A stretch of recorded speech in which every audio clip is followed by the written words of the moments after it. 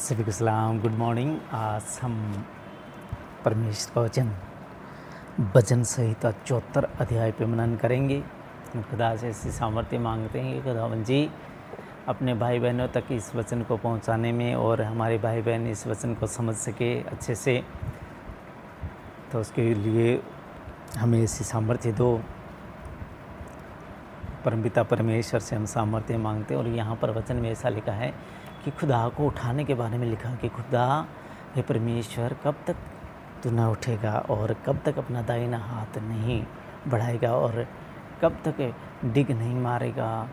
तो देश के बचाने के लिए प्रार्थना है, तो आप भी कीजिए देश के बचाने के लिए प्रार्थना। परमेश्वर से, पिता से मांगिए ऐसी दुआ, परमेश्वर हमें अपना देश बचाने के लिए देगा। क्योंकि आज जो देश के अंदर में जो सिचुएशन चल रही है वो कुछ अच्छी नहीं चल रही है। जैसे जो भी हम अनाज खाते हैं, चाहे वेजिटेबल जो भी सब्ज़ी खाते हैं, जो भी हम फ्रूट खाते हैं, जो भी हम घी खाते हैं, जो भी मिल्क हो गया, आइसक्रीम होगी, सब कुछ में mix mix mix mix mix mix mix हो गया। तो ये हमारे देश के लिए एक खतरे की घंटी है और सभी देशवासियों के लिए भी खतरे की घंटी है। क्योंकि हम ज़्यादा पैसा बटोर के हम जाएंगे कहाँ? हम यहाँ के यात्री हैं और यात्रा करते हुए हम पैसे क्यों बटोरने हमें ज़्यादा? हम यात्री हैं। जब परमेश्वर ने कहा कि आप अपने जो आपको ये प्रेजेंट समय मिला है, शेड्यूल मिला है, इसको यात्री जानकर तय करो। ना कि यहाँ पर हम बंगले बनाते रहें, कोठियाँ बनाते रहें, उस काम में व्यस्त रहें, बल्कि परमेश्वर ने कहा तन से, मन से, धन से, सबसे बढ़कर मुझको प्रेम कर। परमेश्वर को प्रेम करो, सब धन दौलत से, मन से परमेश्वर को प्रेम करो। अगर हम परमेश्वर को प्रेम करते हैं तो बाकी चीज़ें परमेश्वर कहते मैं अपने आप तेरे हवाले कर दूँगा। तो हम परमेश्वर को ढूंढें, परमेश्वर से प्यार करें, क्योंकि वह हमारा आत्मिक पिता है और वह पिता हमें आदि से जानता है, गर्भ में रचने से पहले से जानता है, माँ के पेट में आने से पहले से जानता है। तो हम क्यों मिक्सिंग करने में लगे हुए हैं? क्यों हम धन को बटोरने में लगे हुए हैं? हम क्या करेंगे इस धन का? सोचिए, 2 मिनट बैठ के सोचे कि हम इस धन का करेंगे क्या?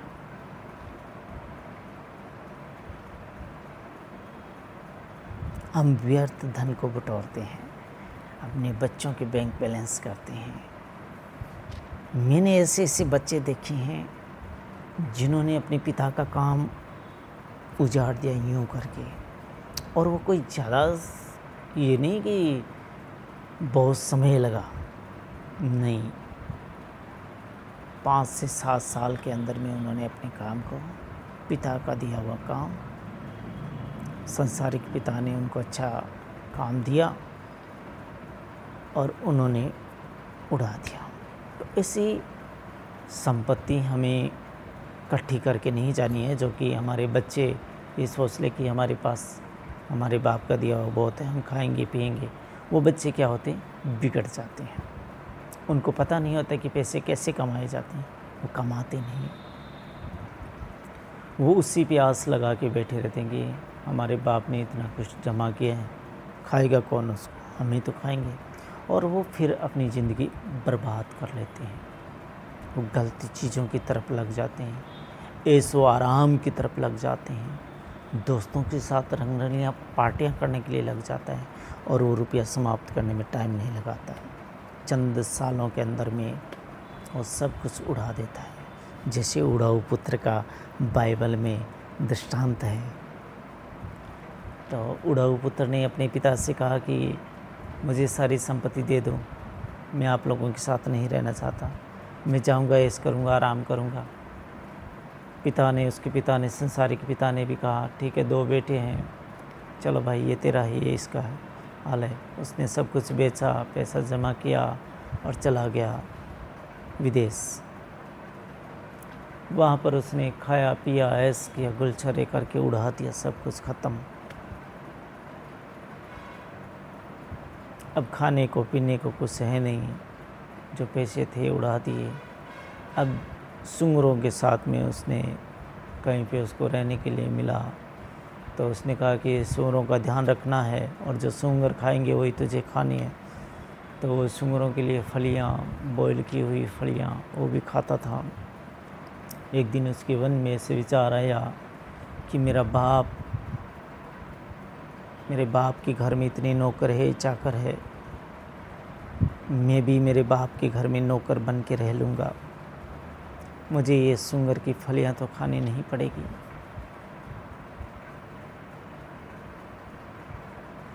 तो उसने ये निर्णय लिया और फिर से जाने का इरादा किया।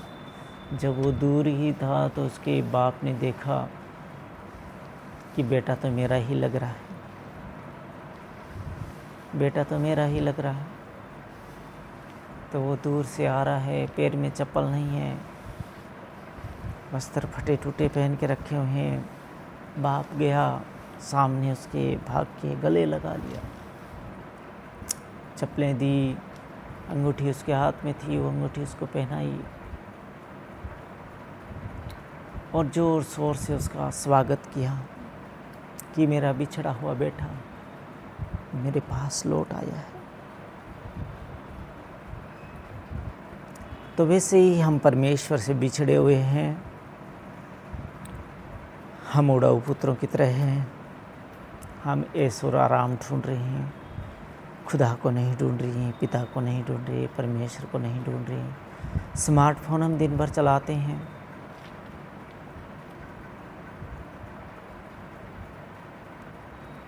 बीमारियां हो जाती है, समझते हम नहीं हैं। और उस पिता ने उसका इतना अच्छा स्वागत किया, अच्छे वस्त्र दिए, जूतियां उसको पहनाई और सभी को आनंद और पार्टी का ऐलान कर दिया। दूसरा भाई नाराज़ हुआ, कभी तो मेरे लिए तो ऐसा नहीं किया इसने पार्टी का इंतज़ाम। तो उसने अपने बेटे से कहा कि देख बेटा, तू मेरे साथ हमेशा रहता है, लेकिन ये बिछड़ गया था, ये खो गया था, लेकिन अब ये मिल गया है, अब इसकी बुद्धि ठिकाने आ गई है, इसको पता चल गया है कि मैं उड़ाऊ पुत्र था। तो हमें ज़्यादा धन बटोर के अपने बेटों को नहीं देना है, नहीं तो हम उड़ाऊ पुत्र बनते हैं। हम परमेश्वर को नहीं ढूंढते, पिता को नहीं ढूंढते, हमें पता नहीं होता है पैसा कैसे कमाया जाता है, हमें पता नहीं होता है। तो हम ऐसे अपने बेटे और बेटियों के लिए बहुत सारा धन इकट्ठा करके ना जाए, बल्कि हम गरीबों को दें। क्योंकि मत्ती की अंजील उसका 18 अध्याय 18 आयत ये कहती है कि मैं तुमसे सच सच कहता हूँ कि जो तुम पृथ्वी पर बांधोगे तुम्हारे लिए स्वर्ग में बंधेगा, और जो तुम पृथ्वी पर खोलोगे तुम्हारे लिए स्वर्ग में खुलेगा। तो हम पृथ्वी पर रहते हुए अच्छा कुछ बांधे और अच्छा कुछ खोले, ताकि हमें अच्छा कुछ मिले और अच्छा कुछ खुले स्वर्ग में। तो आइए हम वचन की तरफ चलते हैं, और आज का वचन है देश के बचाव के लिए प्रार्थना। तो हमें भी भजन संहिता 74 अध्याय खोल के और देश के बचाव के लिए प्रार्थना हमें करनी चाहिए। ये खुदा का वचन कहता है, परमेश्वर का वचन कहता है, और परमेश्वर का वचन कहता है कि जो मेरे लोग होंगे वह मेरे वचन को अवश्य सुनेंगे, उनके कानों के पर्दे खुल जाएंगे, पवित्र आत्मा का साया उनके ऊपर उड़ेला जाएगा, जो ध्यान से परमेश्वर के वचन को सुनते हैं। क्योंकि जब पतरस वचन सुना रहा था तो एकाएक पवित्र आत्मा उड़ेली गई और अन्य जाति के लोग वहाँ पर बैठे थे, वचन सुन रहे थे, तो उनके ऊपर भी पवित्र आत्मा का साया उड़ेला गया था, और वो अन्य अन्य भाषाएं बोलने लगे थे, झूमने लगे थे, गाने लगे थे, परमात्मा की स्तुति करने लगे थे। तो वहाँ पर जो विश्वासी बैठे थे वो उसने कहा कि ऐसा कैसे हो सकता है। तो पतरस ने वहाँ पर कहा कि जल के सोते को कोई नहीं रोक सकता है, इन्होंने भी हमारे समान ही पवित्र आत्मा पाई है। पिता इनसे भी इतना ही प्यार करता है जितना हमसे प्यार करता है, तो इन्हें पिता और पुत्र पवित्र आत्मा के नाम से इनको बपतिस्मा दिया जाए। तो जो वचन सुनते हैं उनके ऊपर में सभी के ऊपर पवित्र आत्मा आती है, और पवित्र आत्मा आने से खुदा ये नहीं है कि ये दूसरी जाति का है, ये दूसरी जाति का, ये दूसरे धर्म का, ये दूसरे भगवान को मानता है, ऐसी बात नहीं है। सभी के ऊपर में पवित्र आत्मा उड़ेली जाती है। तो यहाँ पर भजन संहिता 74 अध्याय देश के बचाव के लिए प्रार्थना में क्या कहता है कि हे परमेश्वर, तूने हमें क्यों सदा के लिए छोड़ दिया है। हे परमेश्वर, तूने हमें क्यों सदा के लिए छोड़ दिया है। तेरी कोपागिन का धुआं तेरी चराई की भेड़ों के विरुद्ध क्यों उठ रहा है? तेरी कोपागिन का धुआं तेरी चराई के भेड़ों के विरुद्ध क्यों उठ रहा है? तेरे लोगों के विरुद्ध क्यों ये धुआं उठ रहे हैं?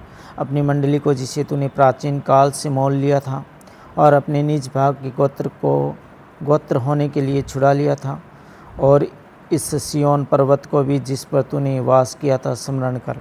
जिस सियोन पर्वत के ऊपर तू बैठा था, इसके ऊपर तू रहा है, इसको स्मरण कर। पिता को एक जन है जो प्रार्थना कर रहे हैं, हमें भी ऐसी प्रार्थनाएं करनी चाहिए। अपने डंग अंत खंडरों की ओर बढ़ा, अपने डग अंत खंडरों की ओर बढ़ा। जो ये खंडर होंगे इनकी तरफ में अपने पैरों को बढ़ा, अर्थात उन सब बुराइयों की ओर जो शत्रु ने पवित्र स्थान में की है, जो शत्रु ने पवित्र स्थान में की है। तेरे द्रोही तेरे पवित्र स्थान के बीच गरजते रहे हैं, हल्ला करते रहे हैं। उन्होंने अपने ही ध्वजाओं को चिन्ह ठहराया, अपनी ही ध्वजाओं को चिन्ह ठहराया है। वे उन मनुष्यों के समान थे जो घने वन के पेड़ों पर कुल्हाड़ी चलाते हैं। उन मनुष्य के समान ठहरे जो बहुत सारे जंगल के ऊपर में कुल्हाड़ी को ठहरने वाले ठहरे, और अब ये उस भवन की नक्काशी को कुल्हाड़ियों और हथौड़ों से बिल्कुल तोड़ रहे हैं तेरे भवन को। जो आज परमेश्वर के भवन की तरफ में इतना बड़ा बड़ा षड्यंत्र रचते हैं, उस भवन को बेच के खा जाते हैं, उनके विरुद्ध ये प्रार्थना है। उन्होंने तेरे पवित्र स्थान को आग में झोंक दिया है और तेरे नाम के निवास को गिराकर अशुद्ध कर डाला है। उन्होंने मन ही मन में कहा, हम इनको एकदम दबा दें। उन्होंने इस देश के परमेश्वर के सब सभास्थलों को फूंक दिया है, तोड़ा है। हमको हमारे निशान नहीं दिख पड़ते हैं। अब कोई नबी नहीं रहा है, न हमारे बीच कोई जानता है कि कब तक ये दशा रहेगी। नहीं हमारे बीच में कोई जानता है कि कब तक ये दशा रहेगी। तो आज लड़ाइयाँ झगड़े, देश के विरुद्ध देश चढ़ाई कर रहा है, राज्य के विरुद्ध राज्य चढ़ाई कर रहा है कि यह राज्य मेरा, ये राज्य तेरा है, यहाँ से चले जाओ, यहाँ से ये हो जाओ, यहाँ से वो हो जाओ। तो कब तक ये दशा रहेगी हमें नहीं मालूम है। हे परमेश्वर, द्रोही कब तक नामधराई करता रहेगा? क्या शत्रु तेरे नाम की निंदा सदा करता रहेगा? क्या शत्रु, क्या दुश्मन तेरे नाम की निंदा सदा करता रहेगा? तू अपना दाहिना हाथ क्यों रोक रहता है? तू अपने दाहिने हाथ को क्यों रोके रहता है? उसे हमने पांजर से निकाल कर अंत कर दे, अपनी पांजर से निकाल कर अंत कर दे। परमेश्वर तो प्राचीन काल से मेरा राजा है, वह पृथ्वी पर उद्धार के काम करता आया है। परमेश्वर तो प्राचीन काल से मेरा राजा है, वह पृथ्वी पर उद्धार के काम करता आया है। तूने तो अपनी शक्ति से समुद्र को 2 भाग कर दिया था। तूने तो जल के मगरमच्छों के सिरों को फोड़ डाला था, जल के अंदर ही अंदर। तूने तो लेवियातानों के सिर टुकड़े टुकड़े करके जंगली जंतुओं को खिला दिए थे। तूने तो सोता खोलकर जल की धारा बहाई थी। तूने तो 12मासी नदियों को सुखा डाला था। आज वो 12मासी नदियाँ सूखी जा रही हैं, लुप्त हो रही हैं। दिन तेरा है, रात भी तेरी है, सूर्य और चंद्रमा तूने स्थिर किया है। दिन तेरा है, रात भी तेरी है, सूर्य और चंद्रमा को तूने स्थिर किया है। तूने पृथ्वी की सब सीमाओं को ठहराया है, धूपकाल और जाड़ा दोनों तूने ठहराया है। हे यहोवा, स्मरण कर कि शत्रु ने नामधराई की और मूढ़ लोगों ने तेरे नाम की निंदा की है। अपने पिंडुकी के प्राण को वन पशु के वंश में न कर, अपने दीन जनों को सदा के लिए न भूल। अपनी वाचा की शुद्धि ले, क्योंकि देश के अंधेरे स्थान अत्याचार के घरों से भरपूर है। अपनी वाचा की शुद्धि ले, क्योंकि देश के अंधेरे स्थान अत्याचार के घरों से भरपूर है। पीछे हुए जन को अपमानित होकर लौटना न पड़े। दीन और दरिद्र लोग तेरे नाम की स्तुति करे। हे परमेश्वर, उठ, अपना मुकदमा आप ही लड़। हे परमेश्वर उठ, अपना मुकदमा आप ही लड़। तेरी जो नाम धराई मूढ़ धारा दिन भर होती रहती है, उसे स्मरण कर। जो दुश्मन, जो शत्रु तेरी निंदा करते रहते हैं, उसे स्मरण कर, याद कर। अपने द्रोहियों का बड़ा बोल न भूल, अपने द्रोहियों का बड़ा बोल न भूल। तेरे विरोधियों का कोलाहल तेरे निरंतर उठता रहता है। कोलाहल निरंतर उठते रहता है कि हमें कौन देखता है, हमारा क्या कर लेगा कोई। तो ये थी आज देश के बचाव के लिए प्रार्थना। तो हमें देश के बचाव के लिए प्रार्थना करनी चाहिए परमेश्वर पिता से। आप भी कीजिए भजन संहिता 74 अध्याय को खोल के। खुदा आप सबको बरकत और आशीष दे। आमीन।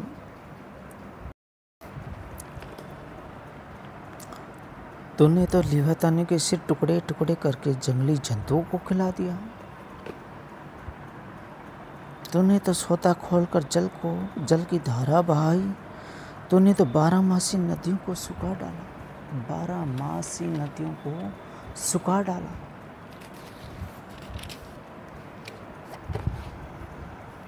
दिन तेरा है, रात भी तेरी है। सूर्य और चंद्रमा को तूने स्थिर किया है, सूर्य और चंद्रमा को तूने स्थिर किया है। तूने तो पृथ्वी की सब सीमाओं को ठहराया है। धूपकाल और जाड़ा दोनों तूने ठहराए हैं। धूपकाल भी तूने ठहराई, जाड़ा भी तूने ठहराया है। हे यहोवा, स्मरण कर कि शत्रु ने नाम धराई की और मूढ़ लोगों ने तेरे नाम की निंदा की। मूढ़ लोगों ने तेरे नाम की निंदा की कि कौन परमेश्वर है। हम तो जानते नहीं कोई परमेश्वर है। खाओ पियो ऐश करो मौज मस्ती करो, किसने देखा कल आएगा। हे यहोवा, स्मरण कर कि शत्रु ने नाम धराई की और मूढ़ लोगों ने तेरे नाम की निंदा की है। अपनी पिंडुकी के प्राण को वन पशु के वश में न कर। अपनी पिंडुकी के प्राण को वन पशु के वश में न कर। अपने दीन जनों को सदा के लिए न भूल। अपने दीन जनों को सदा के लिए न भूल।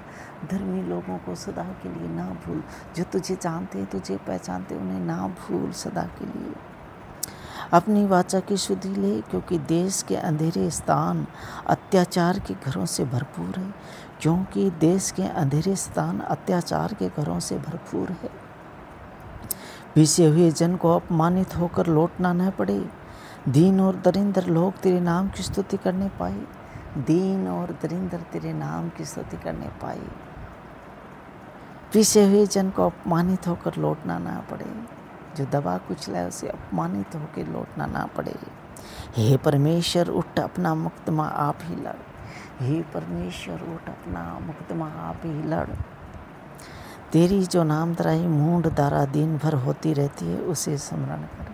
तेरी नामधराई जो मूढ़ के द्वारा दिन भर होती रहती है, उसे स्मरण कर। अपने द्रोहियों का बड़ा बोल न भूल, बड़ा बोल न भूल। तेरे विरोधियों का कोलाहल तो निरंतर उठता रहता है। तेरे द्रोहियों का कोलाहल तो निरंतर उठते रहता है। तेरे विरोधियों का कोलाहल तो निरंतर उठता रहता है।